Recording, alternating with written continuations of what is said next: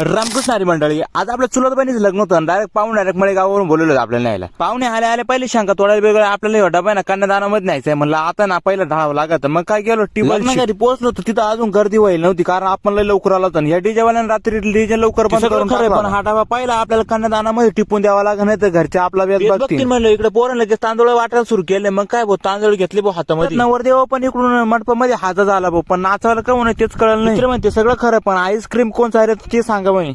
मग काय भाऊ, नवरदेव मंडपामध्ये आणला भाऊ, इतकी गर्दी झाली तुफान मंडपामध्ये, जागाच नव्हती बसायला. म्हणलं आता बाहेर सुरू झालं. मग काय त्याच्यानंतर परत महाराजांची आरती पण घेतली भाऊ. ते सगळं खरं आहे, पण हे बुट्ट पायामध्ये जायना ना भाऊ. हे भावाची बुट्ट चोरून आणले होते, ते आता पायातच मला 2 मिनिटं एवढे तांदूळ संभळ म्हणलं, एवढे पायात बुट्ट आता पहिलेच मग ते जेवायला बसून घ्यायचं. म्हणलं भाऊ तू येडाय का शान आहे म्हणलं. मग आम्ही भावामध्ये म्हणलं आम्हाला पहिलं वाढलं, पहिली पंगत वाढली, दुसऱ्या पंक्तीला जेवायला बसून घेतलं. मग मित्रासोबत आलो निघून, कारण आपण गाडी आणली नव्हती, मित्राच्याच गाडी आलो सकाळी. आता चालू उन्हात आणच एकट्याच बॉम्बा मारित घरी.